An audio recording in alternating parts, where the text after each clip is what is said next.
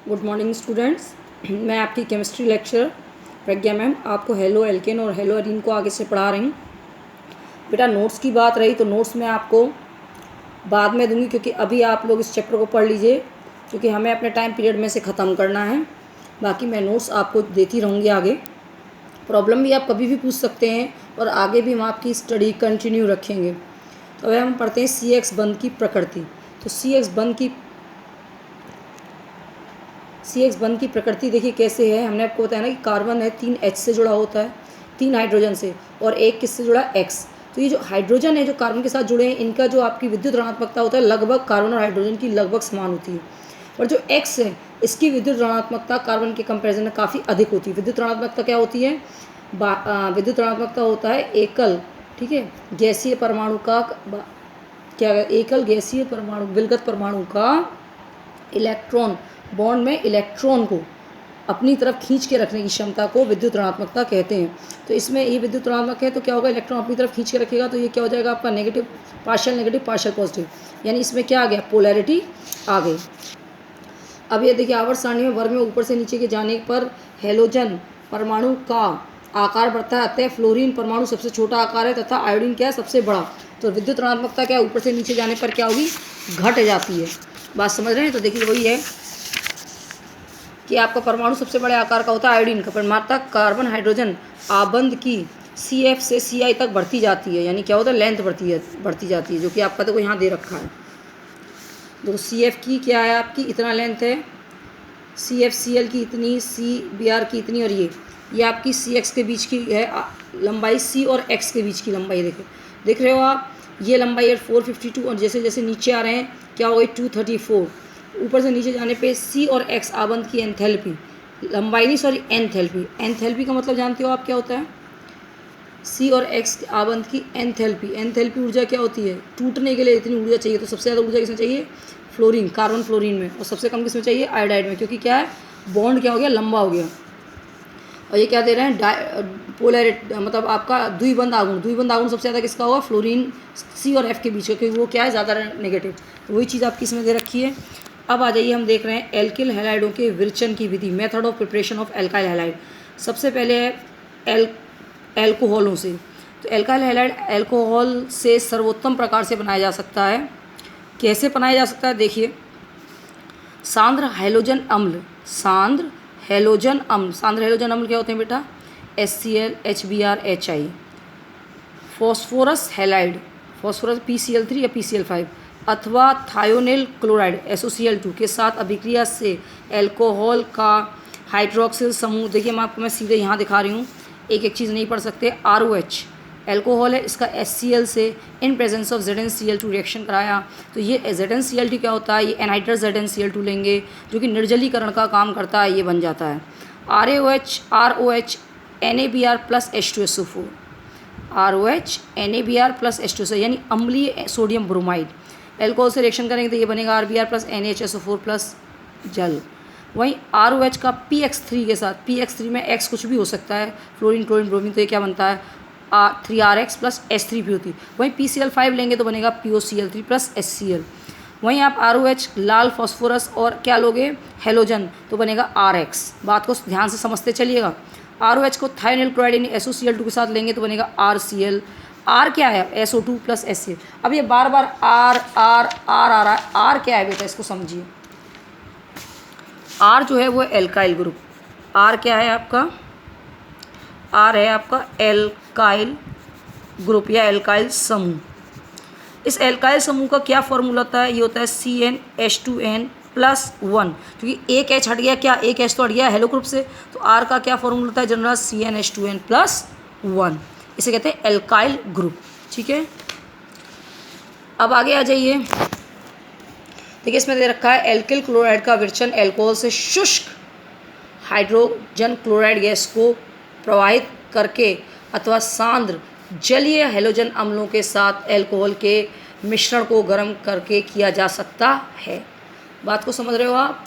Aryl halide के विरचन के लिए उपरोक्त विधियां नहीं है, क्योंकि एरिल में क्या है, बेंजीन का हाइड्रोजन हटाता हो, जिसके लिए बहुत अधिक ऊर्जा की आवश्यकता होती है, क्योंकि फिनॉल में कार्बन ऑक्सीजन आबंध में आंशिक द्विआबंध के गुण होने के कारण, मतलब आबंध कम, गुण आबंध होता है, द्विबंध का जो गुण है वो कम होता है इस वजह से। अब आइए हाइड्रोकार्बनों से, किसका, हाइड्रोकार्बन, हाइड्रोकार्बन यानी एल्केन्स, एल्केनों से मुक्त मूलक, एल्केनों का क्या करेंगे हम, एल्केनों से मुक्त मूलक बनाएंगे क्लोरीन इन उपस्थिति of, in presence of UV rays.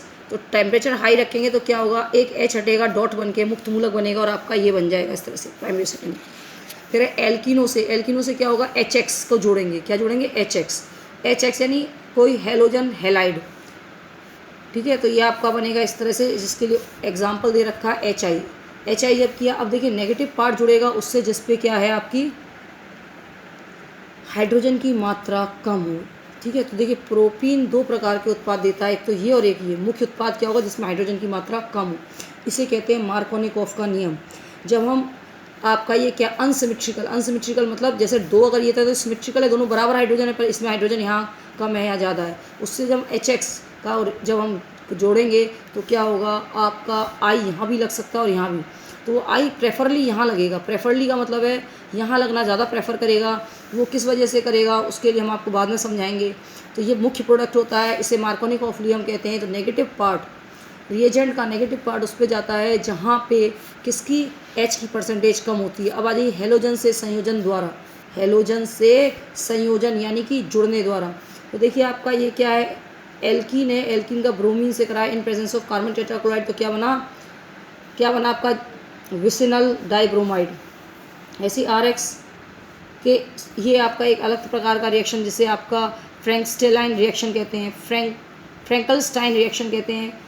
RX का यानी कि आपका कोई भी लीजिए, और सोडियम आयोडाइड, ये यानी कि क्लोरीन और ब्रोमीन होंगे, जो क्या होगा, क्लोरीन और ब्रोमीन यहाँ क्या हो जाएंगे, सोडियम क्लोराइड सोडियम ब्रोमाइड बनाएंगे और RI बनाएंगे। तो फ्रैंकस्टीन रिएक्शन है, इसे कहते हैं फ्रैंकस्टीन रिएक्शन। इस प्रकार प्राप्त सोडियम क्लोराइड तथा सोडियम ब्रोमाइड शुष्क एसीटोन्स में अवशोषित हो जाते हैं तथा यह ला शातले के नियम अनुसार अग्र अभिक्रिया को सुगम बना देते हैं। धात्विक फ्लोराइड जैसे AgF,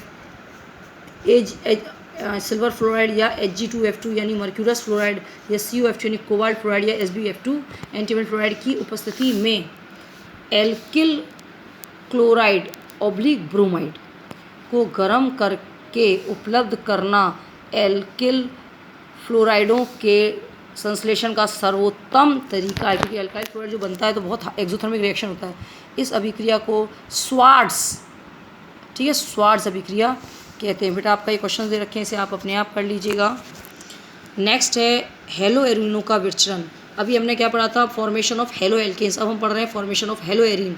तो देखिए ये क्या हो जाते हैं, जो हाइड्रोकार्बनों से इलेक्ट्रॉन रागी प्रतिस्थापन, इलेक्ट्रॉन रागी या क्या होता है आपका, जो इसमें मैं आपको समझा रही हूँ। इलेक्ट्रॉन रागी का मतलब क्या है, एरिल क्लोराइड में ब्रोमाइड का विचरण आयरन या आयरन 3 क्लोराइड अथवा किसी अन्य लुईस अम्ल उत्प्रेरक की उपस्थिति में एरिनो के क्लोरीन अथवा ब्रोमीन इलेक्ट्रॉन रागी, इलेक्ट्रोफिलिक जिसे कहते हैं, ठीक है, इलेक्ट्रोफिलिक मतलब इलेक्ट्रॉन लविंग जगह जाके अटैक करेगा। तो हमें दो तरह का मिलता है, एक मिलेगा ऑर्थो, दूसरा मिलेगा पैरा। तो वो डिपेंड करता है कौन सी चीज़ ज़्यादा मिलेगी, जिससे कि ये ग्रुप आपका जितना होगा उसके बेसिस पे बनेगा। तो ये ऑर्थो तथा पैरा समावयवों यानी आइसोमर्स, उनके गलनांकों में अत्यधिक अंतर होने के कारण सुगमता से पृथक किए जा सकते हैं। आयोडीन के साथ अभिक्रिया उत्क्रमणीय होती है, ठीक है, ये इन्होंने लिया, उत्क्रमणीय होती है तथा इस अभिक्रिया में उत्पन्न HI को ऑक्सीकृत करने के लिए ऑक्सीकार्मक यानी HNO3 या HiO3 की आवश्यकता होती है। फ्लोरीन की अत्यधिक क्रियाशीलता के कारण इस विधि द्वारा फ्लोरीन युक्त अवयव को विचरण यानी बनाते नहीं हैं। फिर है आपका अमीनो से सेंड मेयर अभिक्रिया। अमीनो किस कहते हैं इसको, ये एल्काइल, ये क्या कहते हैं उसे, एनिलीन है। इससे अब सेंड मेयर से NaNO2 + HX, तो ये आपका बनता है, इसे कहते हैं बेंजीन डाइजोनियम हैलाइड। ये क्या है आपका बेंजीन डाइजोनियम होलाइड। बेंजीन डाइजोनियम होलाइड की Cu2X2 यानी क्यूप्रस हैलाइड से रिएक्शन कराते हैं तो एरिल हैलाइड बनता है। इसमें X आपका क्लोरीन या ब्रोमीन हो सकता है और नाइट्रोजन गैस रिलीज होती है। आयोडीन द्वारा डायजोनियम समूह के प्रतिस्थापन के लिए क्यूप्रस हैलाइड की उपस्थिति आवश्यक नहीं होती है। इसे सामान्यतः क्या कहते हैं, डायजोनियम लवण तथा पोटेशियम आयोडाइड के मतलब पोटेशियम आयोडाइड से करेंगे तो क्रियाशीलता इतनी अधिक होती है कि जल्दी बन जाता है। बेटा आज के लिए इतना ही, थोड़ी मेरी तबीयत ठीक नहीं।